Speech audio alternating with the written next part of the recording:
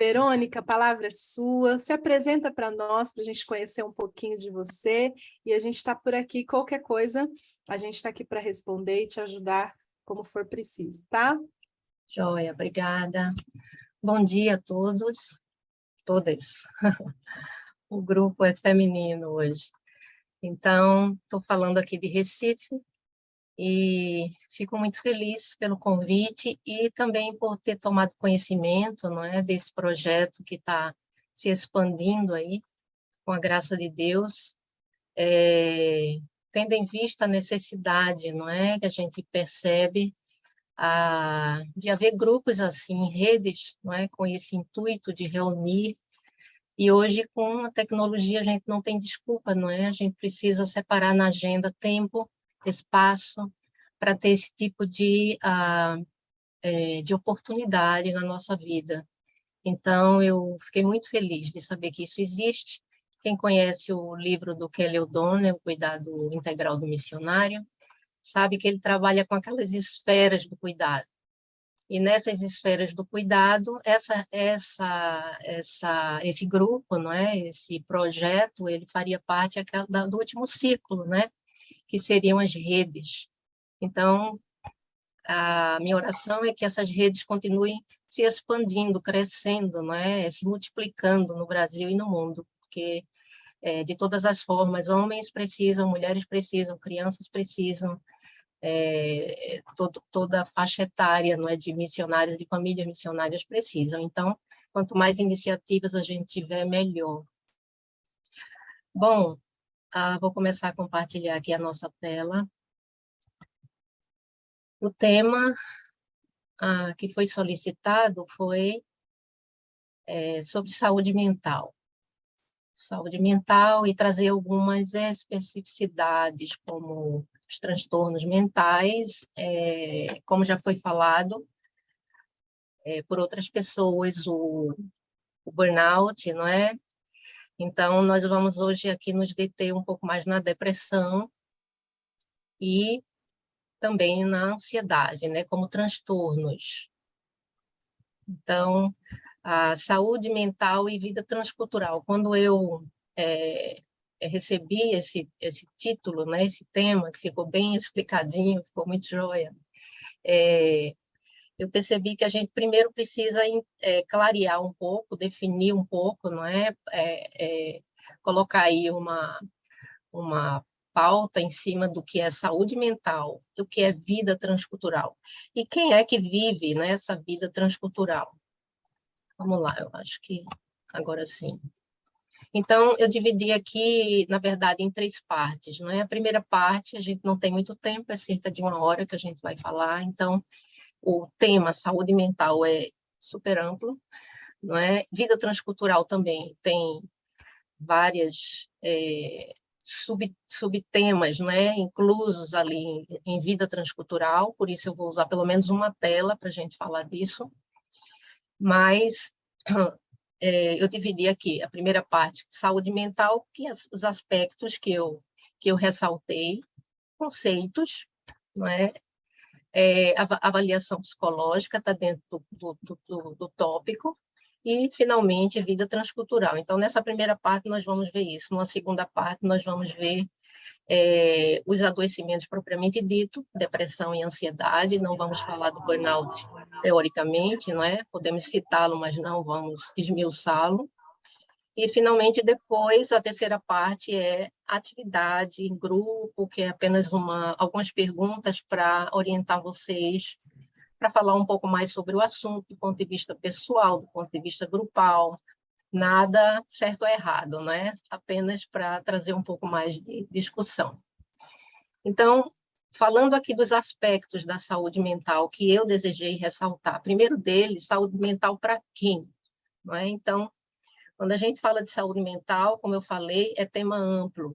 Não é tão fácil de definir. A própria OMS nos adverte disso.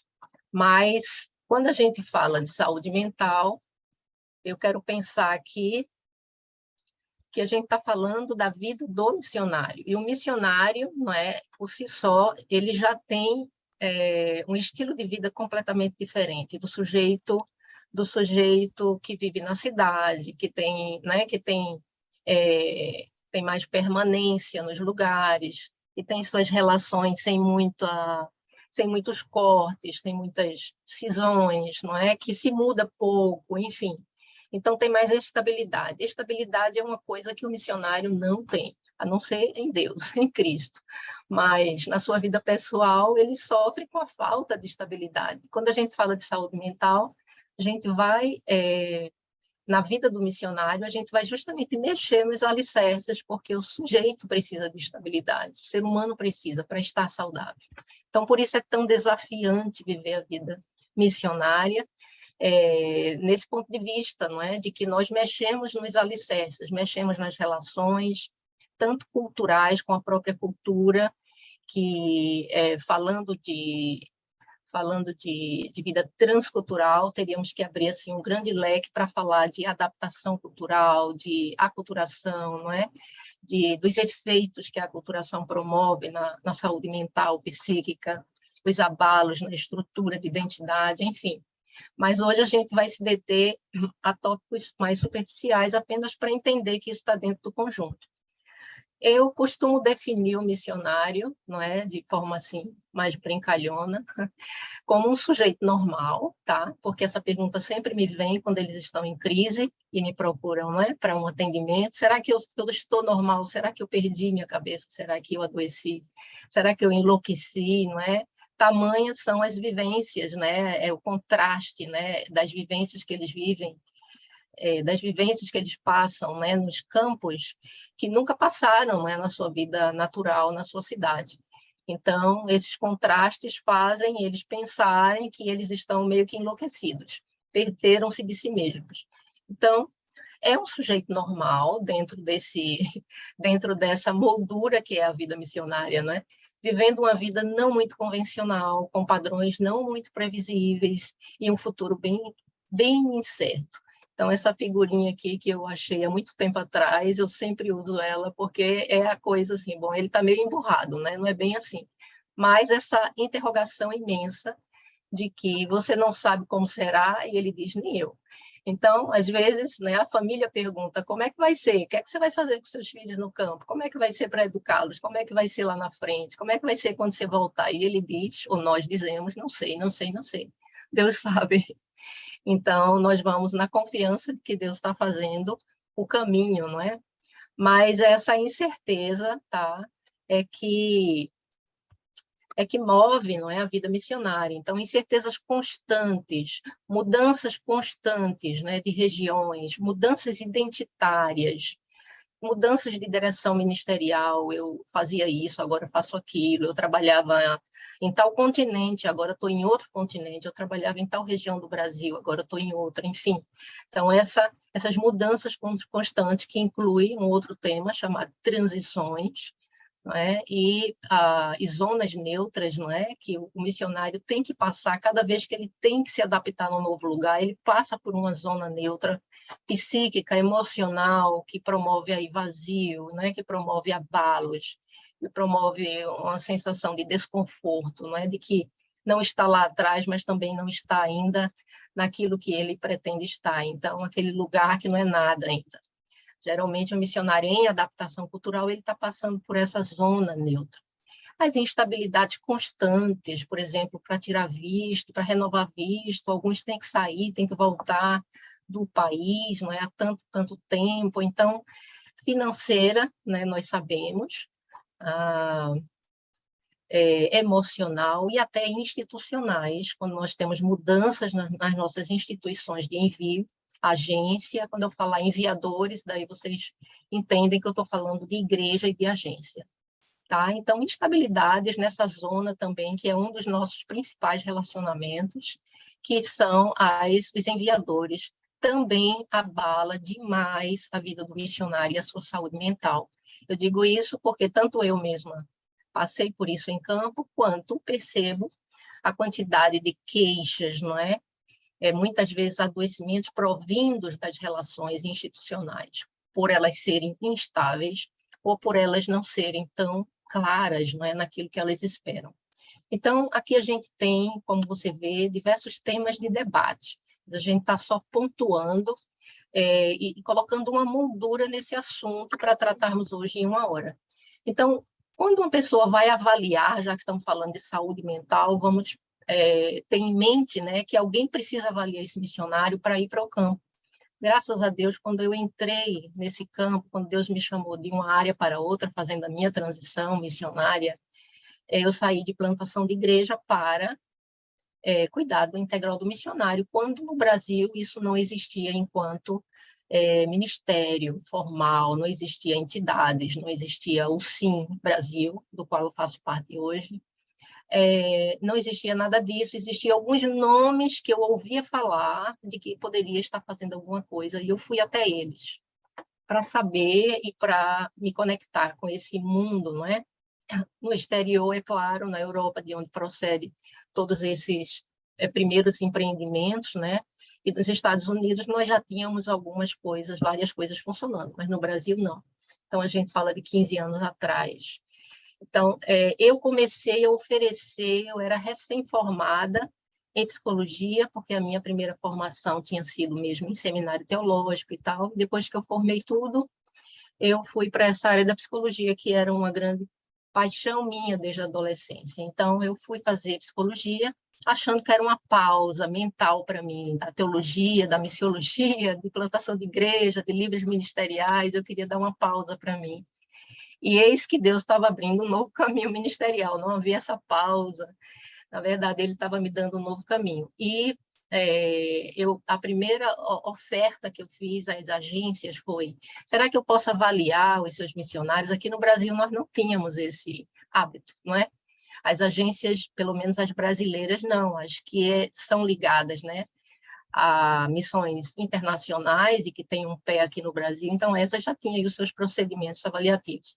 Mas as igrejas brasileiras, naturalmente, não tinham.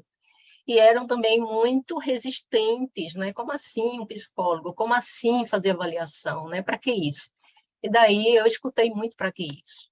Mas, graças a Deus, Deus foi mostrando, né, a importância desse material. E tive muitas também decepções e tristezas no início, ainda tenho hoje, porque esse é uma área de trabalho que eu continuo fazendo, avaliação psicológica pré-campo.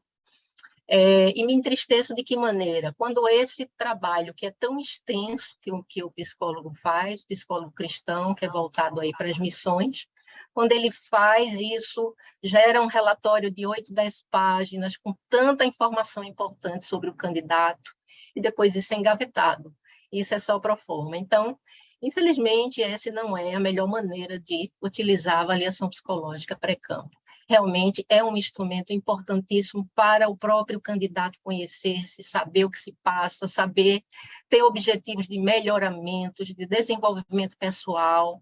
Ele nunca vai estar 100% para ir para o campo, porque ninguém vai estar, tá? E é essa mesma questão, Deus quer nos usar desta maneira, com nossas fragilidades, com nossas vulnerabilidades, mas Ele pelo menos quer que nós conheçamos o nosso interior, o nosso coração, as nossas vulnerabilidades, as nossas tendências, não só pecaminosas, mas adoecedoras também. E esse autoconhecimento, ele parte, a priori, de uma boa avaliação psicológica pré-campo. Porque o sujeito ele pode ter tido oportunidade de ter feito uma terapia antes, de desejar ser um missionário, mas a maioria não. Então, quase nunca a gente vê uma pessoa com profundo autoconhecimento, que possa ajudá-lo no campo. Não é? Para que autoconhecimento? Para te ajudar. Quando você conhece uma coisa, aquilo te ajuda. Se você não conhece, aquilo pode te amedrontar, aquilo pode te atrapalhar, aquilo pode te dar diferentes leituras equivocadas. Então, conhecer-se, muita gente tem medo desse campo do autoconhecimento. Conhecer-se é uma necessidade, pré-requisito para um missionário. Mas nós não estamos ainda nesse nível, tá? Aqui no Brasil, nós falamos de avaliação psicológica como um item, graças a Deus, caminhamos. A maioria, se não todas as agências já utilizam isso, ou terceirizando, ou porque tem alguém no staff que faz, mas precisamos melhorar a utilização desse material, tá? Vamos passar adiante, você vê? Tem muita coisa para falar sobre cada tópico, então, se eu me deter neles, a gente não caminha.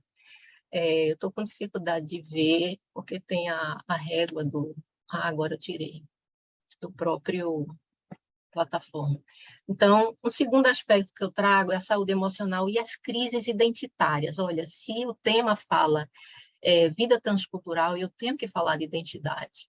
E identidade multicultural, não é? Como foi bem falado aí, multicultural, porque cada candidato, cada missionário, cada um de vocês que estão no campo, até mesmo campos dentro do Brasil, já passaram, às vezes, por mais de uma ou duas culturas. Às vezes em transição para estudar a língua, para passar um tempo, seja lá o que for, para estudar outra coisa, ou mesmo para morar e trabalhar. Então, essa identidade que antes era brasileirinha, ela acaba sendo mesclada, não é? E essa é uma riqueza que Deus deu ao cérebro humano de conseguir adequar traços culturais, elementos culturais de outras, né, culturas que não a nossa de nascença. E a cultura, ela forja o nosso psiquismo a partir do nosso nascimento. É a cultura que nos introduz a fala, as relações.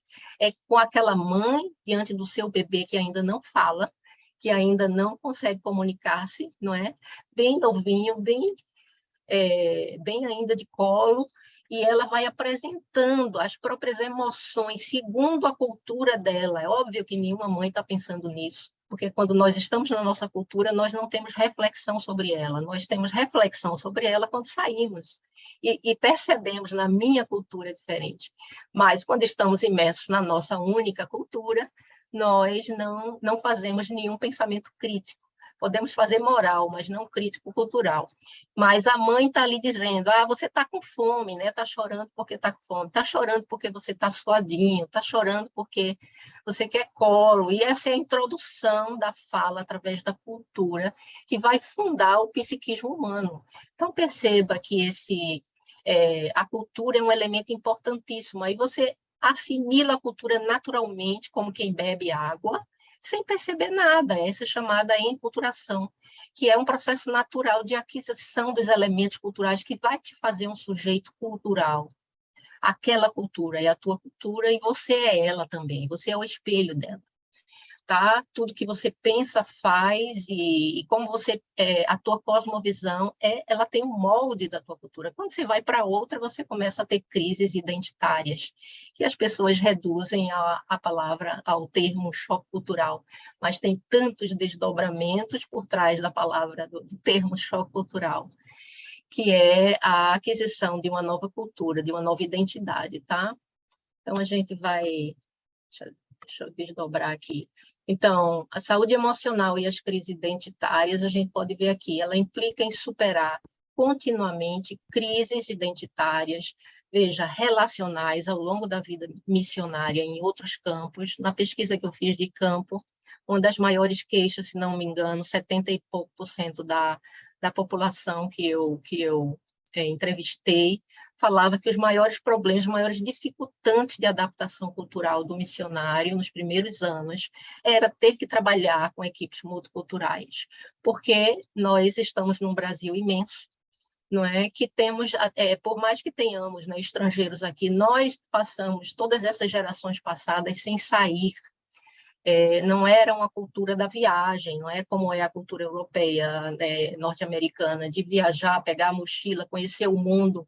Então, isso era muito restrito, né? As pessoas com posses, as pessoas com aquisição financeira para fazer isso. Para nós, não era um traço cultural.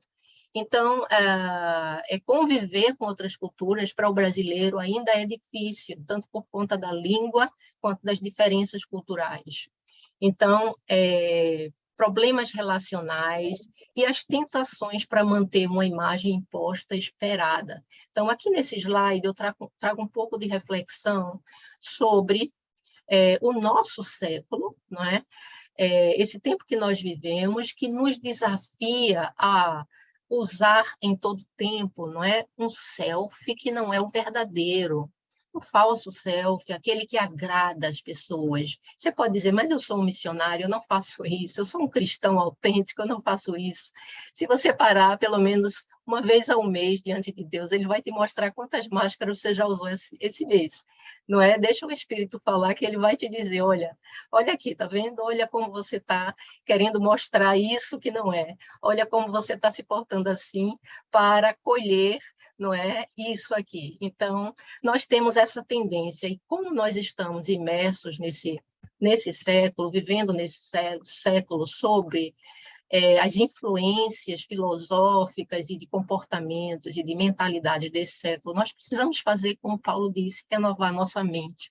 Nós sabemos, nós é um grupo seleto aqui, sabemos que a única coisa que faz isso, o melhor instrumento é a palavra de Deus, é aquele contato com Deus, com a palavra dele. E renova mesmo a nossa mente, a nossa mentalidade. Porque nos tira dessa necessidade de apresentarmos aquilo que não somos.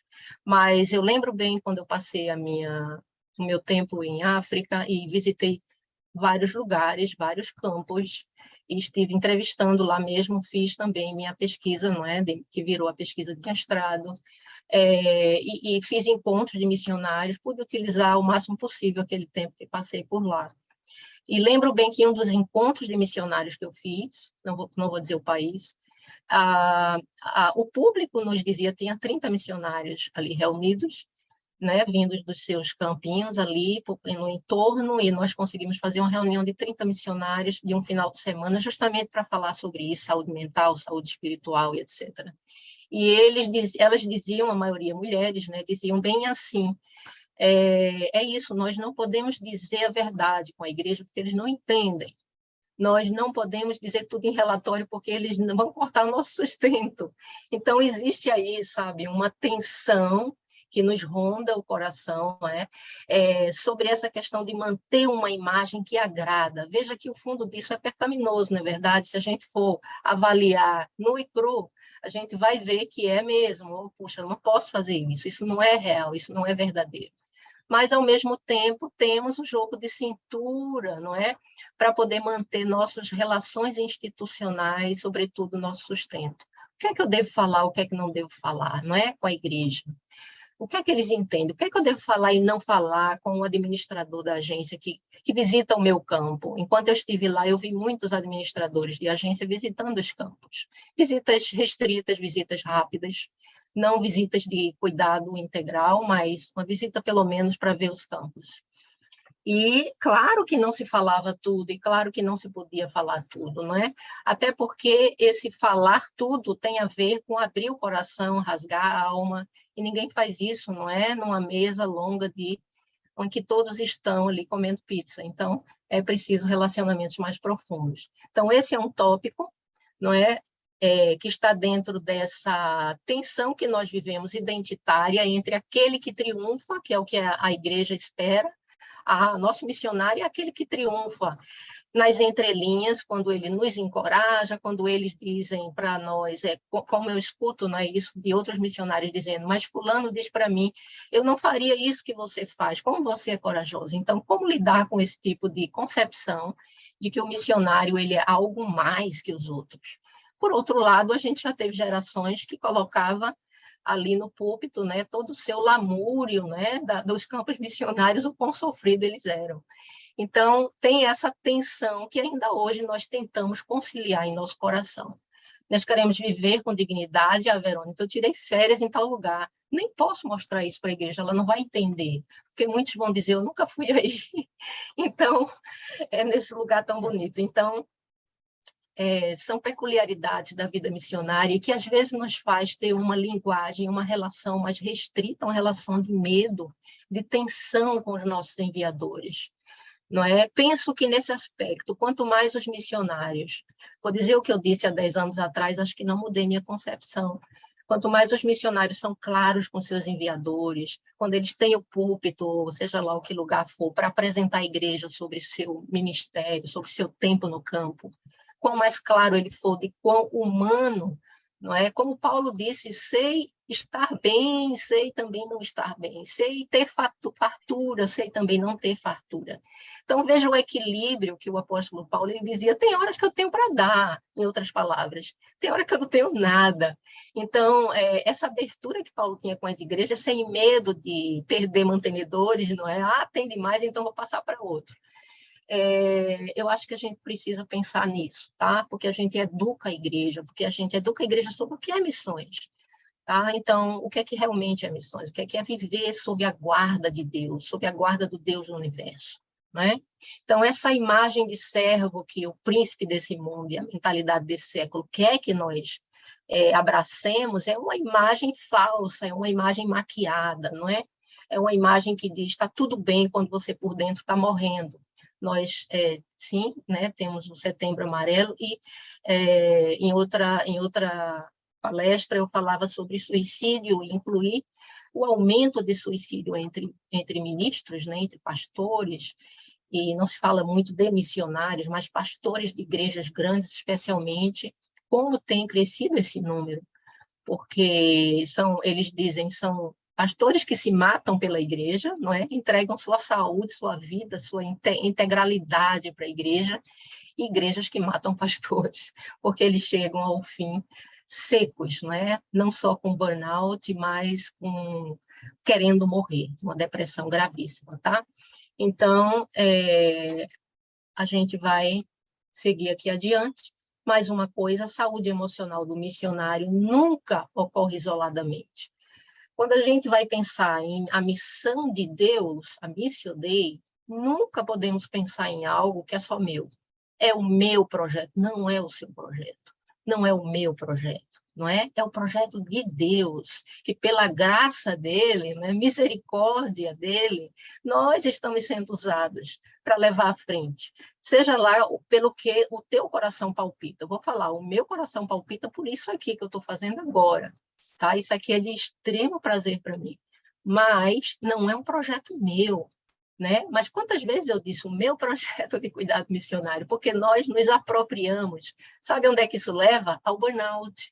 E eu já tive, tá? Então, porque nós abraçamos algo que é maior que nós, pesado demais. Como podemos lidar com o sofrimento humano, por exemplo, no caso do meu ministério, né? do meu ramo ministerial, como que podemos ser bem-sucedidos em longo prazo, se eu abraço isso como sendo meu? Imagine cada pessoa que eu escuto, cada universo de sofrimento, cada adoecimento psíquico, não é, que entra aos meus ouvidos, né, através da tela no meu consultório. Eu não dou conta, mas um dia pensei que daria. Então, não só isso, né? Tem todo o universo de estudos, né, que você tem que estar sempre aprofundando. Então, você na sua área também, na sua área prática, não é? Então, pensar que isso é de Deus, não é meu. Por isso eu tenho um direito e dever de descansar, porque se eu não descansar, se eu não guardar o sábado devido, que Deus ordenou, não é, para que nós façamos, tanto estou em pecado para com Deus, em desobediência, quanto estou idolatrando a mim mesmo. Então, esse é um princípio aqui relacional do missionário para com Deus, com essa missio dei. Meu compromisso com a missio dei não é me queimar por inteiro, embora os nossos pioneiros tenham morrido cedo, tenham morrido no campo, mas cada vida uma vida, cada chamado um chamado, não é? Vamos pensar que Deus quer nos usar até o máximo que for a nossa vida. Então, precisamos cuidar desse instrumento que é o próprio corpo, que é a própria mente. O corpo não trabalha sem a mente. Por muitos anos se cuidou muito do corpo, esquecendo-se da mente. E agora a gente percebe que não dá. Todo mundo adoece, todo mundo tem depressão. O Brasil, há mais de décadas, tem comandado os rankings, né, de depressão, a mais que os outros países, estando, por exemplo, na pandemia, apenas em segundo lugar nos países no aumento de depressão por causa da restrição, não é restrição social. O brasileiro é muito comunicável, não é muito pessoas, é muito rua, não é? E daí por isso nosso índice de depressão cresceu muito no nosso país, que já era bastante alto, durante a pandemia. Não só depressão, mas transtorno de ansiedade. Por isso, esses dois estão fazendo parte da nossa pauta hoje. Mas vamos lá. Então, não existe missionário sem igreja. Se você está sem igreja, se você não, a tua igreja não casa mais com tudo isso que você está vivendo, se não está tendo mais acordo, se não está tendo mais esse casamento, não é? Às vezes mudou direção, mudou liderança, mudou pastores, enfim, e a coisa desanda um pouco. Ora sobre isso, pensa sobre isso, porque a igreja local continua sendo a nossa referência. Eu falo isso, pode ser que não exista ninguém nesse público que sofra agora sobre esse item, mas encontrei muita gente em campo e continuo encontrando nos meus atendimentos de pessoas que querem ir ao campo mesmo sem o aval de uma igreja, mesmo sem pertencer, porque mais do que o aval, alguma igreja pode dizer, vai que eu te mando. Esse não é o problema, essa não é a questão. Nós estamos falando de uma igreja do ponto de vista espiritual, não é daquele líder que te abençoa, daquela igreja que te conhece, não é? E que favorece a tua ida, porque conhece o seu filho. Quando foi separado ali, né, em Atos 13, Paulo, Barnabé, e dali a igreja conhecia. O Espírito separou, mas a igreja deu aquele amém, não é?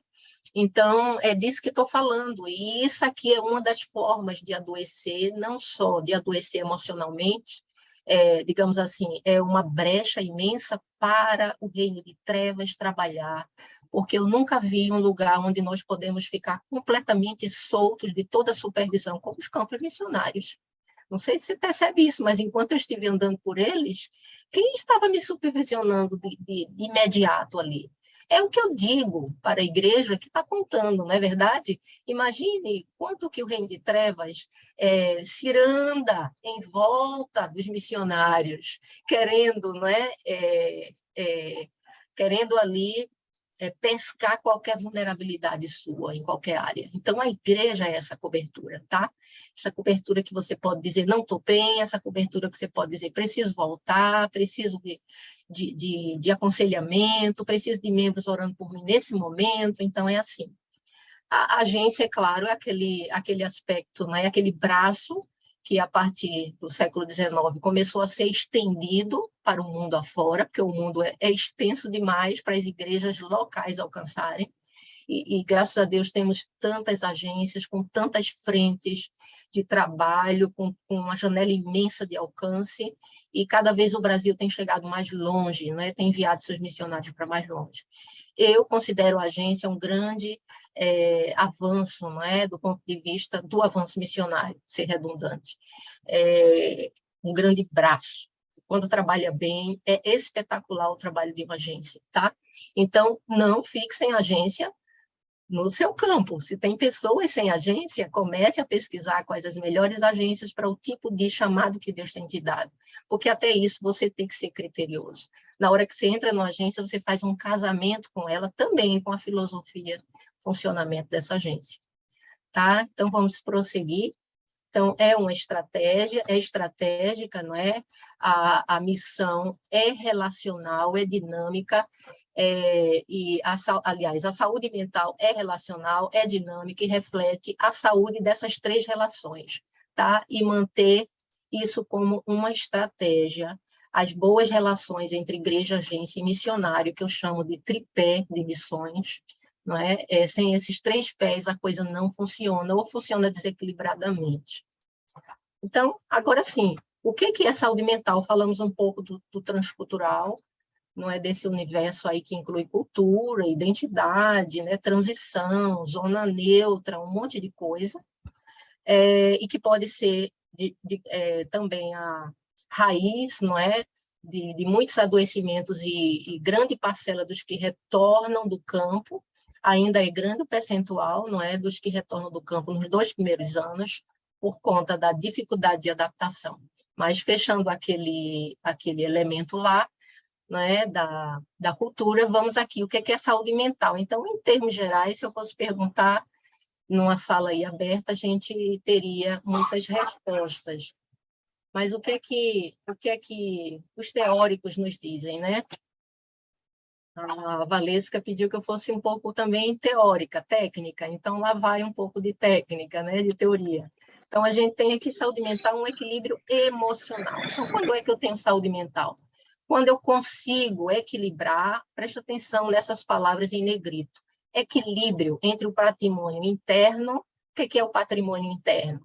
Fala direito, né? Patrimônio interno são as minhas emoções, os meus pensamentos, os meus desejos, as minhas motivações, tudo isso aqui faz parte do meu patrimônio interno, do meu psiquismo.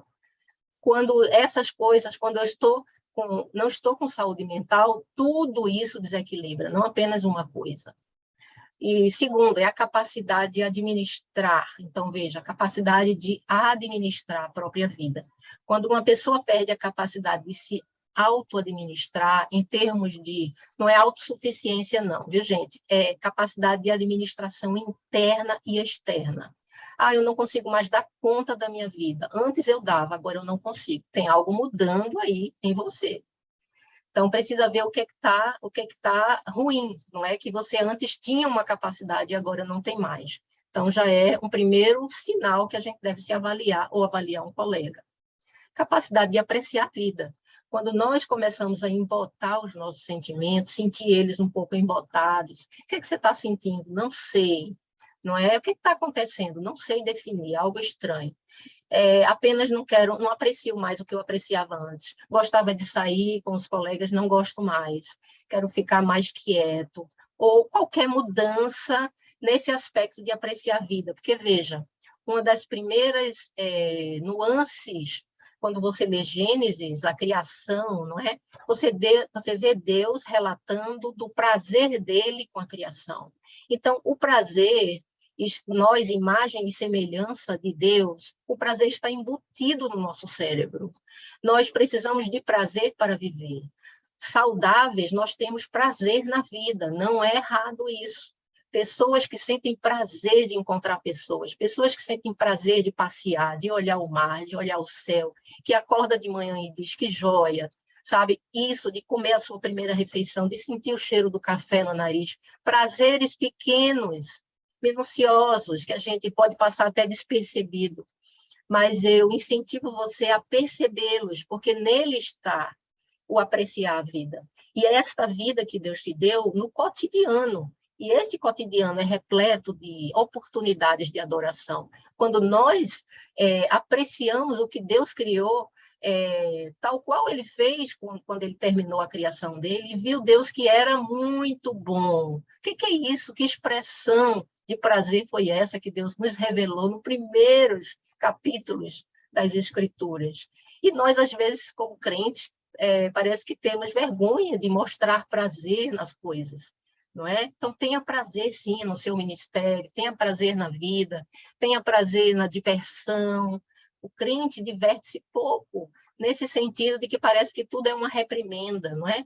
Claro, temos que saber como nos divertir, temos que saber de que nós devemos rir, não é? O que nós devemos assistir, o que devemos ler, sobre o que devemos conversar, tudo isso está na Bíblia, nos orientando, não é nenhuma palavra torpe, coisas desse tipo. Mas nos distanciamos muito do prazer e a vida fica tão pesada. Então, é sobre isso que nós estamos falando, quando nós temos esse contato com a capacidade de apreciar, é um sinal de que eu estou saudável emocionalmente. A OMS afirma que não existe uma definição oficial de saúde mental. Então, por quê, gente? Porque há uma complexidade tão grande. Eu trabalho com isso diariamente, com gente entrando no meu consultório, digamos, 90% tomando medicação para algum transtorno mental, alguns deles tendo que ser encaminhados por mim, outros já vêm encaminhados pelo próprio psiquiatra para mim, e daí nós temos uma grande população adoecida, não é? Mas como é difícil, por exemplo, fechar um diagnóstico, daqui a próximo slide a gente vai ver isso.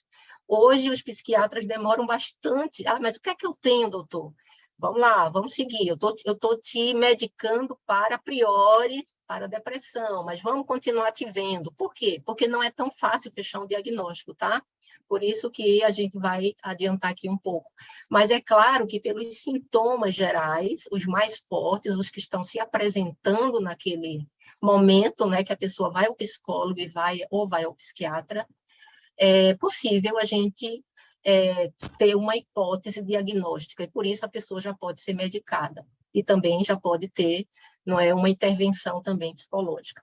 Muito bem, então diferenças culturais afetam o modo como a saúde mental é definida. Eu nem vou falar aqui dos exemplos que tenho sobre isso, não dá tempo. Saúde mental também é um termo para se referir à qualidade de vida, o quê? Cognitiva e emocional. Algumas pessoas pensam que, erroneamente, que a depressão atinge apenas emoções. Eu fico triste, choroso e de cama. Não. A depressão atinge todo o corpo, e especialmente a vida cognitiva. Memória, atenção, capacidade de concentração, capacidade de trabalho, etc. Então, o conceito de saúde mental mais importante para nós aqui é que é mais amplo que a ausência de transtorno, tá? Então, não tenho nenhum transtorno diagnosticado, estou saudável, nem sempre. O teu estilo de vida, a tua mentalidade, a tua forma de viver pode indicar que você está caminhando para algum adoecimento. Então, quando nós avaliamos alguém, recebemos alguém, ou quando nós nos autoavaliamos, nós temos que ter em mente como é que eu estou vivendo. Será que eu estou vivendo equilibradamente entre o meu patrimônio interno, as minhas emoções, os desejos, as necessidades humanas que eu tenho? Será que eu estou atendendo a elas? Este equilíbrio entre o interno e o externo. O que é a demanda externa? É o social, é a família, é o ministério, é a igreja, os enviadores, os mantenedores. Tudo isso soa como, para os nossos ouvidos, como cobrança e demanda. Então, se eu consigo administrar as duas partes, sem fazer uma em detrimento da outra, eu posso manter a minha saúde mental em longo prazo. Mas aprender essa habilidade, às vezes, leva uma vida inteira, não é? Então, a gente precisa estar em grupo falando sobre isso, já é um grande benefício. Então, por que abordar, não é, esse tema? Primeiro, porque um bom preparo para o envio deve incluir uma ampla avaliação psicológica. Eu falo ampla porque existem rasas que aplicam teste e acabou, ou então dá só um atestado. Atestado não é avaliação, de que naquele momento você está bem e pode ir ao campo, isso não é avaliação psicológica. E também um treino emocional, gente, o que hoje nós não temos. Nós não temos essa área aberta de treinamento no nosso grande Brasil, tá bom? E essa é uma grande lacuna. Aqui, os motivos de retorno prematuro e de baixa retenção em campo, fazendo menção às duas grandes pesquisas, né? O REMAP 1, o REMAP 2, quem está mais atento a essas partes teóricas aí, que foram as grandes pesquisas, né, na área do cuidado missionário, pesquisas mundiais, produzidas pela Aliança Evangélica Mundial, o William Taylor, né, o escritor do primeiro livro, e Rob Hay, o escritor do segundo livro, que lançou essas pesquisas. Então, nós temos os motivos de retorno e de retenção em campo, as duas grandes pesquisas. E quando eu olho aqueles motivos, que eu não trouxe aqui para não gastar mais um slide, eu percebo que esses elementos da inteligência emocional, que o autor que escreve sobre isso nos traz, estão ali presentes: relacionamentos, empatia, tá? Automotivação, controle das emoções e autorreconhecimento. Por isso é tão importante a gente começar a ter um treinamento também do ponto de vista emocional, ou seja, adquirir capacidades que eu não tenho, porque nós não temos todas, tá? Questão estratégica e preventiva, por ser dinâmica, mais uma coisa que eu advirto aqui, por ser dinâmica a saúde mental, eu posso estar saudável hoje, quando estou falando com vocês, daqui a 1 mês ou 3 meses eu posso não estar. Então, é dinâmica a saúde mental, porque tem diversas variáveis, tanto internas quanto externas, pressões internas e pressões externas que podem me levar a um adoecimento, até mesmo pressões orgânicas, não é? Problemas hormonais e etc. Então, a cada reentrada, é necessário reavaliar esse missionário, porque ele já é um outro sujeito, ele já traz outras cargas, ou o acúmulo de muitas cargas, não é? Então, precisamos olhar isso. Então, elementos cruciais para se manter saudável. Deixa eu ver que eu acho que eu troquei aqui embaixo. Bons indicadores para os candidatos ao campo missionário. Esse autor, ele traz aqui pelo menos, acho que 5 indicadores. Aqui eu estou entrando um pouco nessa pauta da avaliação psicológica. O que é que eu devo avaliar, né? O que é que eu devo me avaliar enquanto missionário já em campo, ou como candidato ao campo? O que é que eu devo buscar avaliar em mim? Veja o que os autores dizem, né? Eles que escrevem há tanto tempo sobre isso. Quais são os indicadores bons indicadores para candidatos perseverarem no campo? Uma pessoa que tem maturidade emocional, uma pessoa empática, ou seja, percebe o outro, a dor do outro. Veja, não é codependente, é excessivamente empáticas, compaixão lá no nível 100. Não, não é isso. Essa pessoa, naturalmente, ela vai se afundar de tanto querer viver a vida e o problema do outro. É uma empatia saudável. Eu sou empática, eu percebo o sofrimento do outro, eu percebo quem está do meu lado. Não precisa a pessoa ter um ataque de nervos para eu perceber que ela está mal. Eu tenho uma percepção sobre isso. Então, habilidade interpessoal, que seria, lá, claro, desdobrado, né, em muitas outras subhabilidades.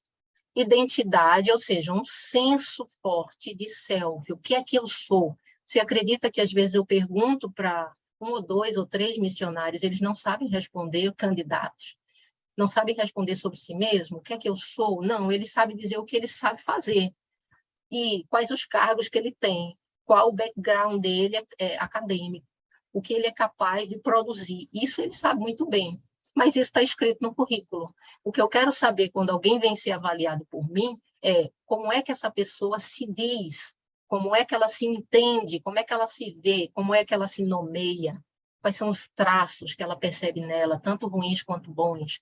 E muita gente fica calado nessa hora, fica travado, porque é tão distante, não é? O seu autoconhecimento de si mesmo, ela voltou-se tanto para aquela imagem, o self, né? Que todos querem ver, que é da pessoa bem-sucedida, bem estudiosa, notas lá em cima e etc., que ela esqueceu, claro, por mecanismos justamente de defesa de si mesmo.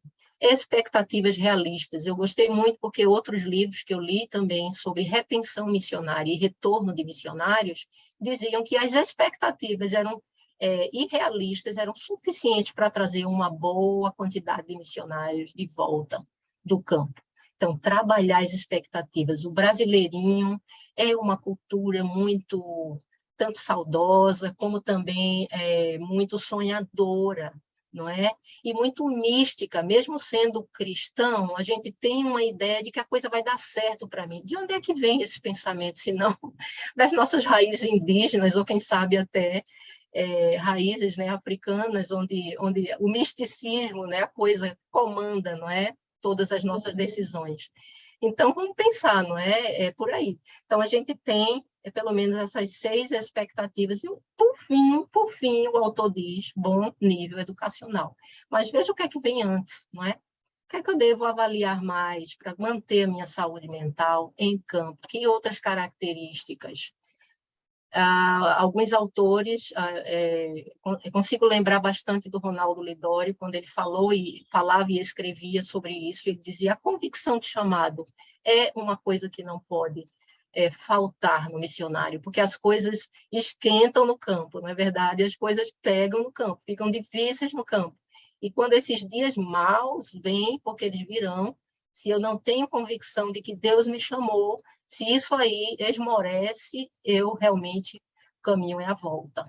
Tá? Então, o conhecimento de Deus aqui nessa coluna que eu coloquei, vermelho, verde e azul, conhecimento de Deus, ou seja, intimidade com Deus, é isso que me sustenta lá, é isso que, de novo, renova meu chamado, viu? Porque muitas vezes eu já perguntei, mesmo estando em campos brasileiros, ou mesmo internacionais, e eu fazia: o que é que eu estou fazendo aqui? Desta vez eu me enganei.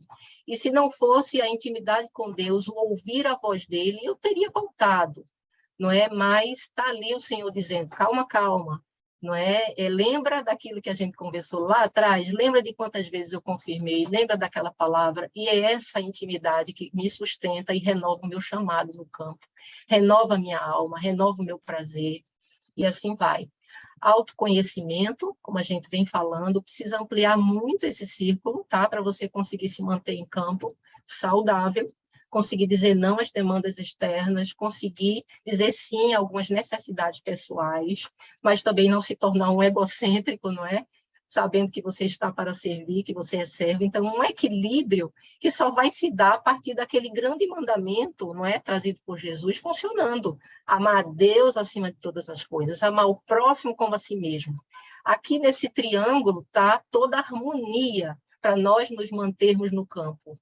Então, o conhecimento de Deus, ele não se sustenta quando eu tenho um fraco conhecimento a respeito de mim mesmo. Quando eu não me gosto, não me aprecio, quando eu tenho raiva de mim.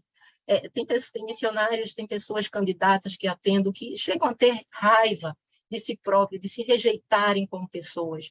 Então, como que isso pode estar equilibrado, né? Como que o grande mandamento, como você pode amar o outro no sentido de dar a sua vida para servir em campos difíceis? E que amor é esse pelo outro quando não passa pelo autorreconhecimento, pelo conhecimento de si próprio? Então, tem algo errado, não é? E isso adoece, tá? Empatia, como já falei, flexibilidade e abertura, como falei, a instabilidade, a inconstância, são coisas que estão presentes no caminho missionário. Se eu não adquirir flexibilidade, se eu me tornar uma pessoa rígida, certamente eu não conseguirei perseverar no campo, tá? Então, é exatamente a figura do bambu, e eu já tive colegas voltando do campo, em minha época de campo, por falta de flexibilidade emocional. Enrijeceu, endureceu e quebrou, obviamente. Então, e a resiliência, que é um seminário à parte, não é? Tem tanta coisa boa para falar sobre resiliência. Então, um terceiro aspecto, acho que já estamos aí até avançado na hora, temos 50 minutos. O terceiro aspecto é a vida transcultural, não é? Falei que falaria do missionário, o que é esse sujeito, não é? Que precisa de uma saúde mental, falei de saúde mental, e agora o aspecto da vida transcultural, eu dei uma introdução falando de identidade, mas o que nos importa é saber como esse sujeito entra nesse processo de campo, não é? De estar no campo, na sua chegada, no seu tempo de deslumbre, de tudo novo, ou seja, de uma primeira fase, depois as dificuldades, os estágios de adaptação, de querer voltar, os adoecimentos que são muito naturais nessa época, porque todo organismo sob estresse alto, ele perde imunidade, então ele adoece, ele enfraquece, e isso é campo aberto para os adoecimentos emocionais também. Então, a gente tem aí, nos 2 primeiros anos, uma fornalha, praticamente, para algumas pessoas, por isso que isso não é, como eu posso dizer, isso não é, a gente não pode dizer que é regra para todos, mas é necessário a gente entender a vivência da transculturalidade. Quando eu digo a gente, eu estou incluindo enviadores, igreja agência, entender um pouco sobre isso, e a gente missionário, a gente precisa entender onde é que a gente está colocando o nosso pé, fazer o cálculo. Aonde será que minha estrutura aguenta isso? Tirando afora, né, a graça de Deus que me acompanha em todo o tempo, que tipo de estrutura eu tenho, né, para aguentar isso? Então, esse é o cálculo que a gente precisa fazer. O que Jesus diz, né, para os seus discípulos: eu não tenho onde recostar minha cabeça, né? Então, quem quer ser seu discípulo vai ter que fazer todo aquele processo de autoesvaziamento. Mas até onde a minha estrutura vai, isso também está dentro da competência de Deus, também está dentro da soberania de Deus. Ele sabe para onde chama cada um. tá? Então, a gente precisa estar muito alinhado com Deus, porque ora eu posso pensar que sou muito fraca e Deus dizer, é exatamente isso que eu quero, porque para uns, não é, esta doença, por exemplo, é para a minha glória, isso não é doutrina, mas isso aconteceu, não é verdade? Está registrado. Para outros, essa morte foi para a minha glória. Para outros, tão capacitados como o apóstolo Paulo, que as suas capacidades sobressaem, não é? Quem lê sabe que ele era um homem de capacidade muito estudado, com uma estrutura de personalidade forte. Também usou fortes, como o apóstolo Paulo, mas usou também muitos fracos, de todos os pontos de vista, fisicamente, emocionalmente. Então, isso está na competência de Deus, na economia dele. Mas a gente precisa, como responsáveis sobre quem eu envio, se eu estou dentro de uma agência, sobre responsável sobre minha própria vida e da minha família, dos meus filhos. Eu preciso desta avaliação, saber quem eu sou, que tipo de estrutura eu tenho, até onde eu aguento esses impactos, né, de uma vida transcultural. Então, antes do campo, o sujeito está lá de um jeito, como é que ele entra? Às vezes ele entra, segundo a minha pesquisa que eu fiz lá em África, a gente tinha pelo menos 20% da população já entrava com adoecimentos emocionais. É claro que o ano antecedente, especialmente os 6 meses anteriores aí para o campo, a ansiedade vai lá para o auge, porque você está se desfazendo das coisas, vendendo móveis, ou empacotando, desculpe, ou guardando, e se despedindo, não é? E saindo de ministérios. Veja, são muitas transições ao mesmo tempo. Quem dera a gente pudesse ter um plano, não é, pré-campo assim muito arrojado, que prestasse atenção, pelo menos focasse os últimos 6 meses do missionário pré-campo, do candidato pré-campo, porque ele vai já muito esgotado, tá? Sem falar de levantamento de sustento e etc. Então, quando ele entra em campo, ele vai ter agora uma nova jornada que vai desafiá-lo e às vezes ele já está muito fraco, tá? Então, aqui a gente tem muita coisa também para debater, mas o que eu quero dizer é que essa vivência, as suas particularidades, é inevitável para todos. Todos vão passar por choques, por estresse de adaptação, que é o termo correto, nessa fase aí, tá? Nesses 2 primeiros anos, muito estresse de aculturação, ou seja, você está assimilando novos símbolos culturais, psiquicamente, mentalmente, isso é árduo, tá? E também pode ser longo e árduo para alguns, como eu tenho visto ao longo desses anos. Tem pessoas que eu acompanhei com 7 anos de campo ainda tendo reflexos de choque cultural e desejando retornar, ou seja, uma resistência para assimilar a nova cultura. E depois, para uns, se torna inviável. São aqueles que voltam adoecidos, voltam em surto, voltam dissociados, como a gente vai ver, e a gente tem pessoas que decidem voltar porque percebem que estão muito doentes, tá? E é melhor assim, é melhor assim. Então, os nossos dificultadores, quando a gente pensa nesse aspecto, deixa eu tirar aqui esse negócio daqui à frente, essa tendência reducionista que nós fazemos, muito simplista ao falar sobre choque cultural, no nosso preparo missionário, é muito simplista, gente, é tudo muito mais profundo, precisamos esmiuçar melhor isso, do ponto de vista teórico, antropológico, psicológico, porque tem muita coisa aí que a gente pode preparar melhor o sujeito. Não é só saber o que é antropologia cultural que vai te fazer lidar melhor com o choque cultural, não. Com autorreconhecimento das fases, não é. Então, desconhecimento do processo de formação de uma identidade bicultural, que mexe com a tua estrutura de ego, de identidade, de quem eu sou. Se ela já é frágil aqui, como eu falei para vocês, tem gente que não sabe responder de si, como é que ela vai aguentar a formação de uma nova identidade? Ela vai romper, às vezes, ao nível psicótico, tá? Isso é muita responsabilidade. Então, as transições, os lutos, os adoecimentos, eles vão se acumulando, os missionários não processam isso. Cada transição que você faz tem lutos para serem processados. E a pergunta que eu faço aqui para nós mesmos, é como que as instituições, as organizações de preparo e de envio, e como que elas têm pensado em utilizar melhor as reentradas. O missionário está retornando cheio de volumes emocionais para serem processados. A gente precisa gastar muito aquele tempo, focar muito naquele tempo, para isso, não apenas lançar eles numa casa de praia, que já é um grande ganho, né? Revisando aí as décadas passadas, que o missionário tinha que se virar na casa de alguém, mas hoje já temos tantas outras oportunidades, as redes de cuidado funcionando, com casas, com tudo, né? Que a gente pode requerer. Mas, mesmo assim, precisamos cuidar do volume interno, porque, caso contrário, ele retorna para o campo. Quem sabe um de vocês ou vários de vocês já teve essa experiência de retornar para o campo mais cansado do que veio, tá bom? E esse baixo autoconhecimento que já falei. Olha, nós chegamos a 1 hora e, segundo o meu cronômetro, aqui, minha memória, a Valesca tinha me permitido 1h10, 1h15, para a gente fazer a parte teórica, tá? Por isso eu estou tranquila.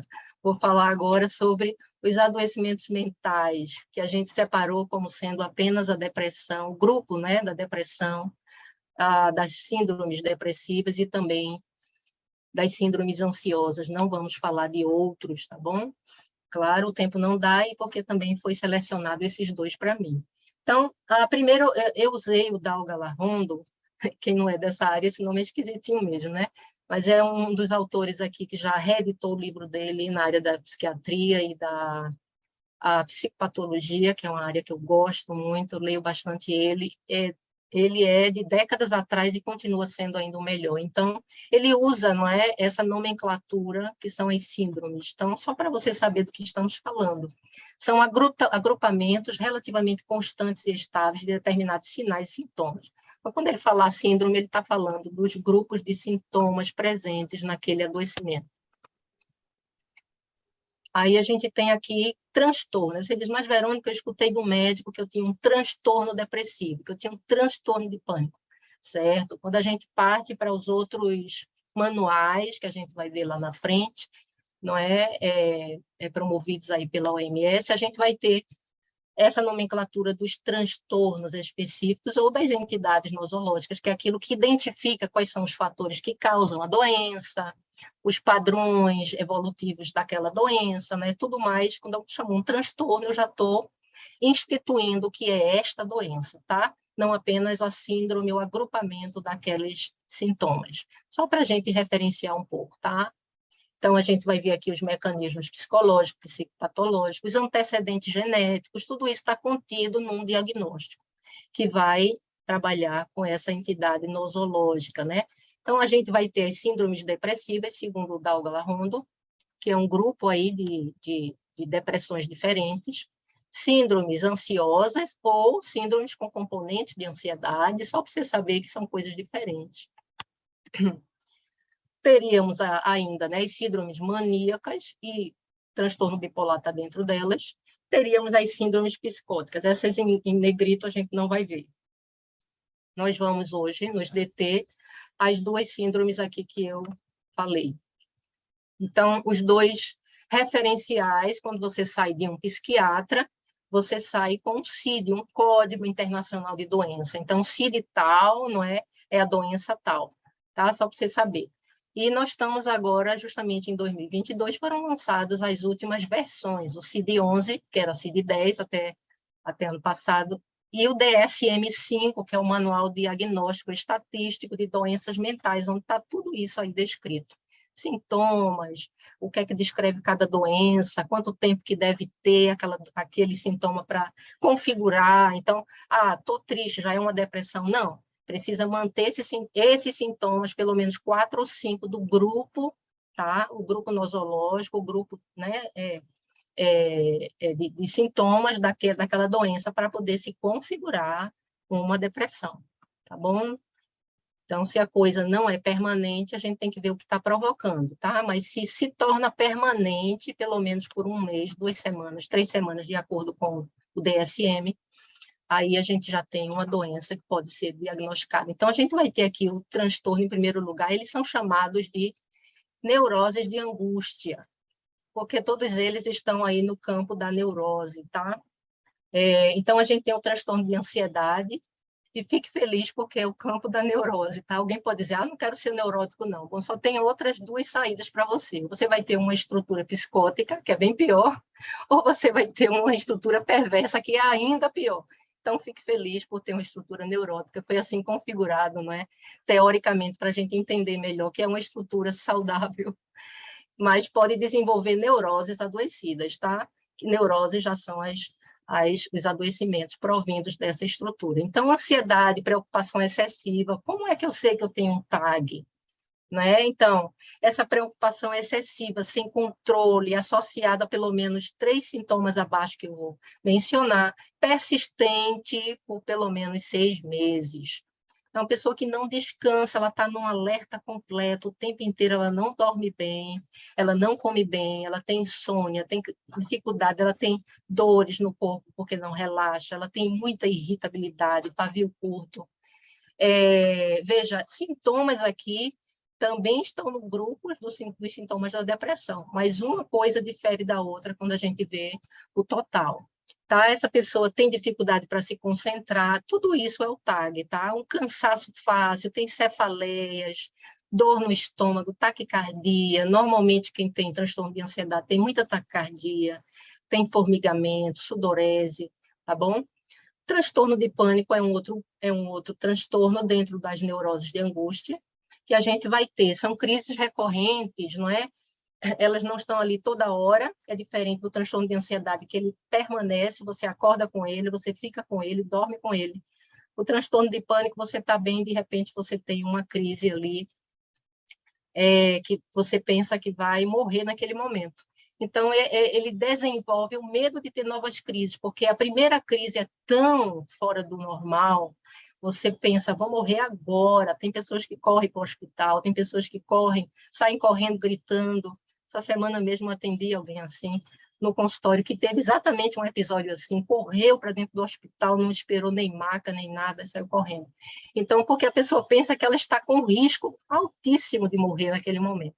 Então, é um pico de ansiedade, digamos, uma pane que dá no teu sistema nervoso autônomo, que é respiração, batimento cardíaco, não é? O próprio, a capacidade de se modular, tudo isso se perde, né? E você perde o controle totalmente sobre você. Então, os sintomas são palpitações, falta de ar, sentimento de que você está morrendo sem ar, suor frio, tremores, tonturas. Tem gente que dá um pico de pressão, porque o medo é tão grande de morrer que aumenta a pressão. Enfim, então quem já teve um transtorno de pânico, ou pelo menos um episódio de pânico, sabe do que eu estou falando. E, às vezes, essas crises são tão intensas que a pessoa experimenta esses outros sintomas mais graves, esses outros momentos aí emocionais mais graves, por exemplo, a desrealização ou a despersonalização, tá? Transtorno de pânico, ele pode acompanhar também uma coisa chamada agorafobia, que a pessoa começa a desenvolver uma fobia de estar em lugares amplos, ela se sente desamparada, ela se sente em risco, em perigo, e ela só quer ficar guardada em casa. É onde ela se sente melhor, tá? Então, você percebe aí mais um transtorno. Esse aqui eu quis trazer por quê? Não estou trazendo todos, os principais, viu? Desse grupo. Então, porque você tem filhos, e daí você pode perceber na sua criança, normalmente ele vem em crianças, mas também um adulto que não elaborou certas coisas, ele pode trazer aí resquícios, né, dessa ansiedade de separação. Eu, por exemplo, tenho alguém comigo, adulto, no consultório, com esse tipo de ansiedade, de transtorno. Então, sobretudo em crianças, é a presença de um medo de ansiedade, de perder, de se separar das pessoas significativas, os cuidadores, o pai, a mãe, a avó, seja quem for. O medo constante de que algo muito ruim vai acontecer com aquela pessoa, de que ela vai morrer, de que ela vai deixar você, de que ela vai desaparecer, você vai ficar desamparado. Então, este medo é o chamado transtorno de ansiedade de separação, tá? Eles podem vir juntos? Podem. Eles podem fazer comorbidades, tá bom? Agora, nós vamos ver aqui síndromes com importante componente de ansiedade. Então, a gente vai ter agora, digamos, um subitem, né? Dos transtornos de ansiedade. Então, a gente vai ver os fóbicos, não é? Então, medos intensos e irracionais, aquele medo do cachorro, aquele medo de agulha, aquele medo de né, a claustrofobia, por exemplo, e assim vai. Medo de cobra, de escorpião, claro. são coisas perigosas, mas esse medo aqui é irracional. O medo da barata, por exemplo, ela não mata, ela não fere, mas tem gente que perde a cabeça diante né, de um inseto como esse. Daí você vê que é irracional aquele medo, é desproporcional ao tamanho do perigo, não é? Ou às vezes até a ausência de perigo. Então, a fobia social está dentro desse grupo, que são aquelas pessoas que têm um medo extremo de se expor em público, passa mal, às vezes desmaia. Então, os transtornos dissociativos, eu coloquei aqui exemplo, porque entre tantos aí eu poderia dar exemplos, mas esse foi uma das minhas primeiras experiências como cuidadora e foi muito impactante para mim. Eu tive uma missionária retornando do campo, antes de 6 meses de campo, totalmente dissociada, e eu só pude ter acesso a ela vários meses depois que ela estava no Brasil, que ela entrou em contato comigo. Mas isso caberia aqui realmente uma reflexão sobre as ações dos enviadores, como que eles preparam o campo que você vai, agência e igreja, a estrutura de campo que você vai, se você tem equipe, se você vai ter casa, se você está em lugar seguro, que clima como é que você vai enfrentar o clima atual daquele lugar, quais são as oportunidades de descanso que você tem, uma série de perguntas que tem que ser o teu orçamento e tantas coisas. Se você vai ter com quem conversar, qual a estrutura de manutenção emocional e social dessa pessoa, especialmente se for um solteiro, uma solteira que vai morar só. Enfim, e essa pessoa era uma solteira e foi só e encontrou um ambiente tão hostil naquele lugar que ela foi mandada, mal estruturado para recebê-la, um isolamento tremendo, um inverno europeu rigoroso para um nordestino. Então, todos os fatores eram prejudiciais para a adaptação dela e ela teve um transtorno dissociativo mesmo, tá? Que é quase um surto, essa crise aí com perda parcial da consciência. A pessoa tem meia consciência, mas ela sai fazendo coisas que realmente está fora da consciência dela. Desliga-se do ambiente, de si mesma, às vezes, no caso dela, saiu correndo pela rua, de pijama, porque chegou o auge, o limite, né? O esgotamento total, não do ponto de vista do trabalho, do cansaço, mas do emocional, da estrutura dela. Ela havia pedido várias vezes, né, telefonado na época, né, ligado, né, passado mensagem, tudo para a agência pedindo ajuda, porque não estava se sentindo bem, se reconhecendo, ou seja, muitos sinais foram dados. Então, esse é um dos exemplos mais tristes que eu tenho. Essa pessoa gastou mais de 1 ano para se recuperar depois, sair daquele... E a gente, depois disso, vai ter, claro, um TEPT, né, um transtorno de estresse pós-traumático. Depois dela sair do transtorno dissociativo, ela vai ter aí, claro, todas as memórias do que ela passou ali. E quando voltou, ela foi rejeitada pela agência, porque ela já não servia mais, obviamente. Então, veja a mentalidade cruel, desumana. E a gente, como cuidador, às vezes tem que lidar com instituições que pensam assim. Graças a Deus, hoje em dia, eu não encontro mais, mas tive isso no meu caminho, tá? E daí temos que cuidar bastante. Então, o estresse pós-traumático pode se dar através de qualquer evento que supere a sua condição. Nem sempre a gente tem as reações, quase sempre a gente não tem as reações imediatas por um abalo que eu tenho. Às vezes, que eu tenho que ser racional para pensar, para tomar, não é? Providências, e aí aquilo fica guardado e embotado. Muitas vezes, depressão depois de 2, 3 anos de um evento ocorrido lá atrás pode significar um TET, tá bom? Então, eu sempre preciso saber a história, quais foram os traumas, quais foram os acidentes de carro, assaltos, roubos, né, violentos, coisas desse tipo que a pessoa passa e às vezes diz, não, eu vou dar conta, e superei, já superei, mas isso começa a voltar em forma de flashbacks, vem na cabeça, vem na mente, vem no corpo, vem pesadelos, e a pessoa realmente precisa tratar disso como um TEPT. Aí tem que entrar medicação, tá, gente?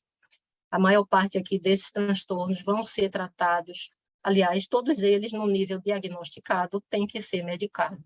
Transtorno obsessivo compulsivo, a gente tem o último desse grupo, né? Aqui só resumido, característico por ideias, fantasias. Então, o transtorno obsessivo, ele se dá na mente.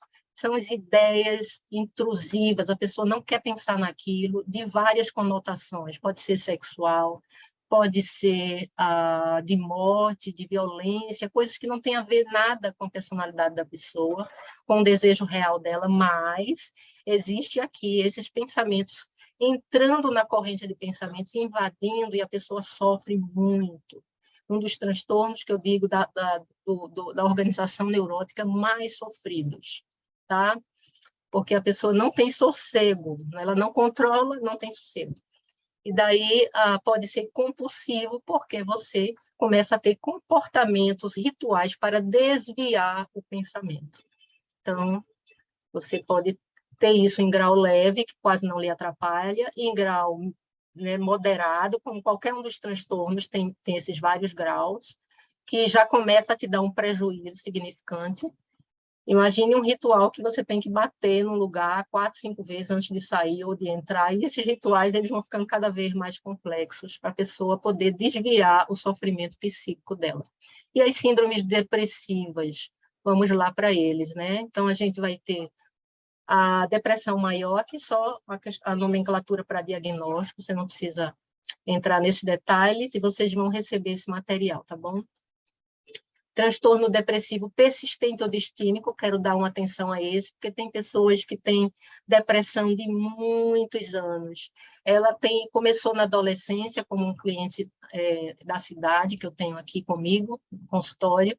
Começou quando tinha 12 anos, não foi identificado. Foi identificado pelos pais como uma timidez, como uma reclusão, porque era tímido, mas, na verdade, era uma depressão. Essa depressão que é leve, distímica, ela está ali há mais de 2 anos, permanece no sujeito, trazendo prejuízos relacionais, de desempenho, de sono, de autoafirmação, ou seja, eu não dou valor nenhum a mim, por mais que eu tenha conquistado na vida, eu não presto, eu não sirvo, eu não sou nada. Então, isso é patológico, gente. Isso não tem a ver com humildade, não, viu? Isso não tem a ver com nada disso, isso é patológico. Então, finalmente, vindo a mim por causa de uma timidez, doutora, tira essa timidez desse menino que já está com quase 20 anos, está desse jeito. Então, não é uma timidez, ele tem uma depressão crônica, distímica, vamos medicar, vamos trabalhar, e aí nós estamos trabalhando. Então, às vezes, você tem isso há muito tempo, é aquela pessoa com baixa energia, que o humor é ruim, irritável facilmente, tá? Se você faz parte dessa classe, não se intimide, vá ao médico, procure saber se tem traços depressivos aí, sinais. Tá? Essa depressão endógena, conheço missionários, por exemplo, que são depressões que são promovidas pelo próprio organismo, não tem a ver com circunstâncias externas. A pessoa vive realmente, e é bastante forte e difícil de tratar, tá certo? Tem que viver sob medicação a vida toda.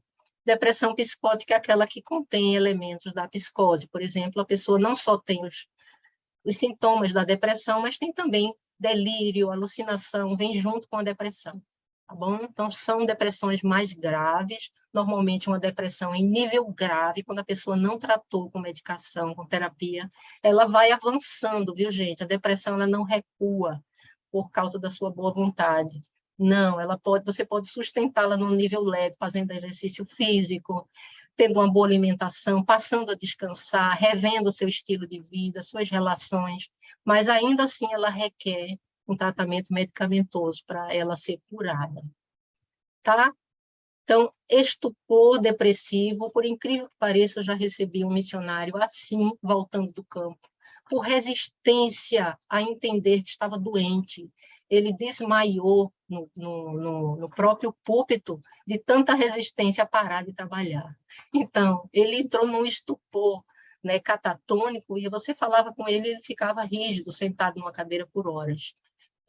Esse é o grau alto de depressão. Já recebi também pessoas que sofreram abuso sexual por muitos anos, vieram para o consultório e deprimidas desta maneira, catatônica, andava como se fosse um robozinho, não comia mais, só o que davam para poder ela não morrer, muito magra, não tomava banho. Então, essa é a do depressivo catatônico, e é lento, não é, a recuperação de uma pessoa que se deixa chegar a esse nível, tá?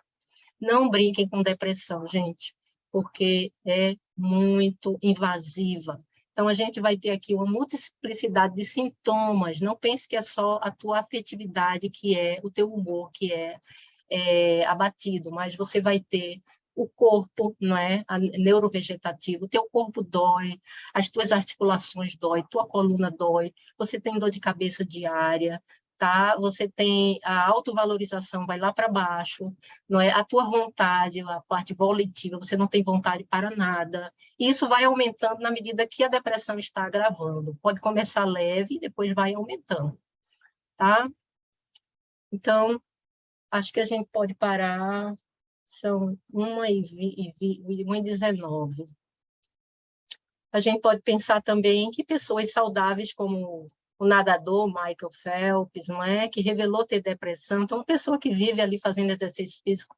Então, veja, a depressão ela está para qualquer organismo, desde que haja elementos como excesso, estilo de vida errado, que compromete, no caso dele, treinava demais, trabalhava demais, né? O trabalho dele era treinar, lidava com uma demanda externa imensa, um homem com 28 medalhas olímpicas, então todos esperavam o melhor dele. Então, quem sabe você está nesse lugar. As pessoas esperam o melhor de mim, porque eu sempre fui bem-sucedido. E agora eu não posso dar menos. E assim você vai cavando o seu buraco, tá? Depressivo. Bom, vamos parar por aqui. Creio que a gente pode parar por aqui para ir para nosso debate, não é? Vou pedir ajuda aí de quem está manejando o grupo. Pode falar. Quantos minutos a gente vai ficar? Ah, não sei, ela tinha falado, a Valesca tinha falado em torno de 15 minutos, não é? Eu acho... Tudo bem, eu tive um 15 a probleminha. 20 minutos. Oi? Eu tive um probleminha com áudio. Acho que a gente pode colocar aí 12 minutos, para a gente não Tá sair bem, fora do nosso horário. tá ótimo, tá ótimo. Então, veja, eu vou passar aqui a tela.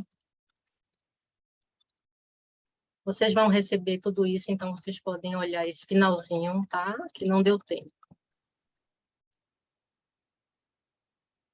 Aqui a gente tem, desculpa, a prática 1, a tela da prática 1 e a tela da prática 2. São esses dois slides que vocês poderiam tirar foto, não sei como é o esquema, para vocês irem para os grupos e debater um pouco.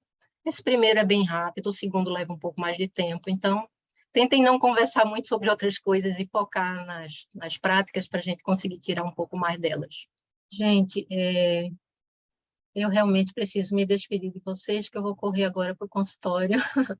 Mas se alguém ainda tiver questões, perguntas, pode mandar aí, que a Valesca, né, o pessoal do grupo, me encaminha depois, a gente dá um jeito de se comunicar, tá bom? Mas aí, foi um prazer Muito estar com obrigada, vocês. Verônica. Eu agradeço muito Muitas pelo mensagens aqui convite. te agradecendo, todo mundo muito Joia, feliz pelo... Muito obrigada. E a gente joia. entra em perguntas.